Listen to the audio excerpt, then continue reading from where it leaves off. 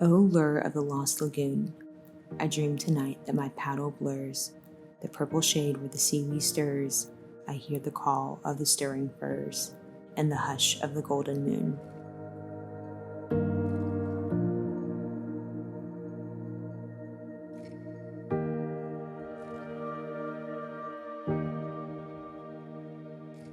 This is my sister Rainbow. She is my little sister, even though she's much taller than I am. We're actually 8 years apart in age. And 8.5. 8.5 years apart in age. I'm really proud of her because she's like just hustling right now, like to make the world a better place. So Thanks, Tosh. This is Natasha. Natasha has recently started Two Sisters Adventure Company and has been gracious enough to let me work with her. And I'm proud of my sister all the time. She knows that.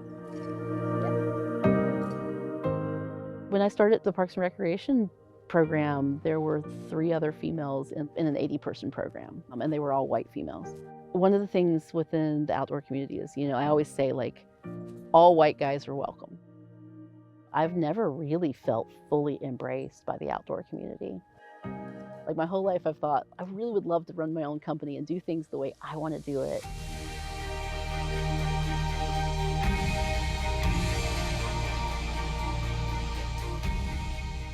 This is the last paddle of our inaugural season. It is kind of bittersweet always, the last paddle of the season. But look at the day. Beautiful This is today. perfect, and it's cold, which encourages you to want to be done with the season.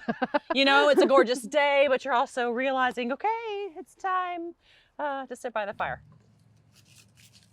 I take all the registrations in and figure out what equipment we're going to need, and then making sure we have a variety of things for body types, so that if someone shows up and they need a larger life jacket or PFD, we have that available. Or if someone needs a much smaller one, we have that available too.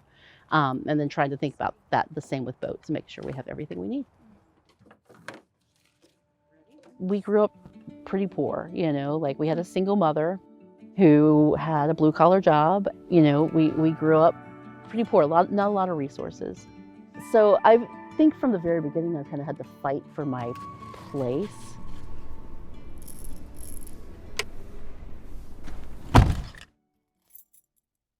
How many people tonight? What's happening? Okay, so today we had 4 people for tonight, and we got a cancellation, so we now have 2 people in kayaks, and I believe it is both women who are in the kayaks. Temperatures are not supposed to drop out of the 40s until 7, so we should be all right. Right. But we will want to go ahead and hustle people back across the lake once the sun is down, so that we can get them off the water before it gets too cold. Okay. So we should be good.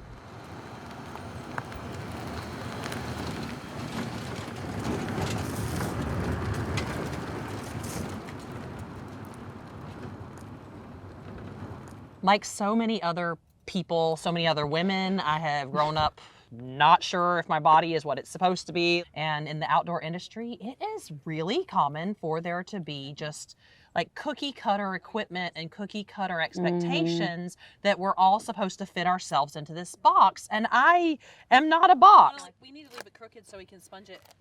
So do that? Yeah.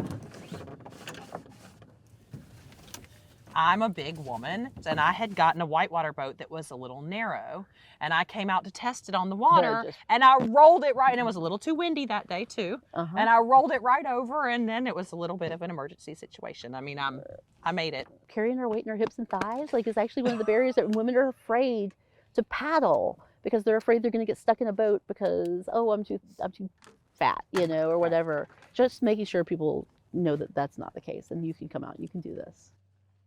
I would say realizing my place in the outdoor community has been entirely wrapped up in my vision of myself and who I am as a person, and being comfortable with who I am as a person, which I'm still working on at 38, and I think most of us have to work on for our whole lives.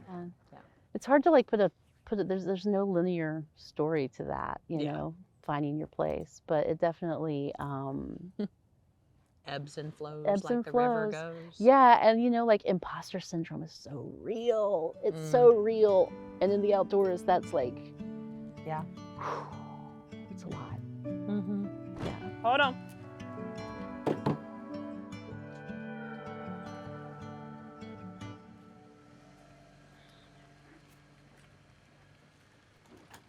Okay, okay. Get it in order, woman. Get it together.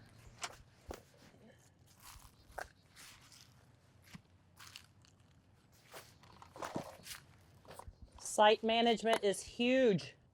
If you want to keep a good working relationship with your community, you got to make sure you don't have your stuff all over the place and getting in everyone's way all the time. Trying to keep things tidy. A lot of people are really excited about the vision of making it accessible for everyone. Right. The vision of making it safe and breaking down barriers, Right. breaking down walls Even that if have been that's- built up for so many years. Right, even if that's not something that you feel like you need necessarily, but being a part of like kind of revolutionizing how we're doing the outdoors. Looking for us? Yeah. Two sisters? Yeah. I'm Rainbow. I'm one of your guides today. That's Natasha down there in the teal. So today we are heading off in that direction. We're going to see the sunset. Most commonly, you can see the sunset a lot better from across there. Okay. Yep. And Rainbow's going to help you get in your boat. Does anybody have any other questions? So if y'all are ready, let's do go. it. Y'all ready? All right.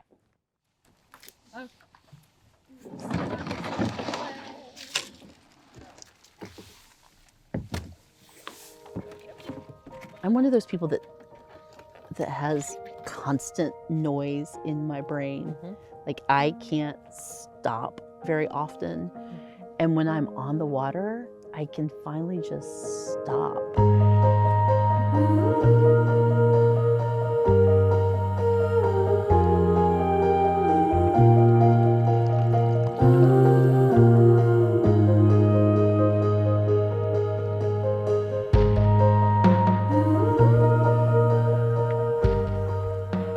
I don't want to turn us away from the sunset, but I was going to just kind of paddle along the shoreline a little bit and give you a little bit of that shallow water exploration of the shoreline. And then we'll turn back in just a little ways and head back to the shore.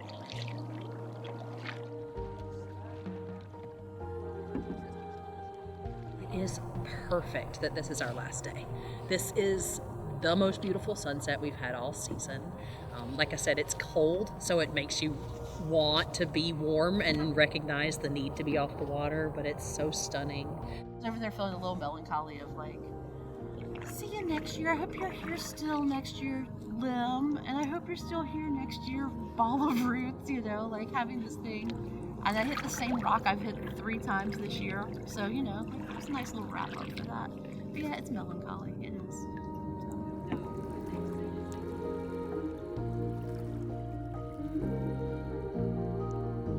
Never look at someone and assume that they don't have more skills than you do, or the capacity for greater skills.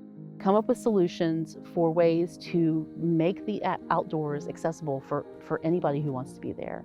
You know, all the different body types that we have, making safe spaces so people who have historically not felt safe in the outdoors, either because of their skin tone or their gender or their sexual identity, making sure people feel safe enjoying the outdoors because it's beautiful and it's a wonderful place and it's like so good for our soul to be here, you know?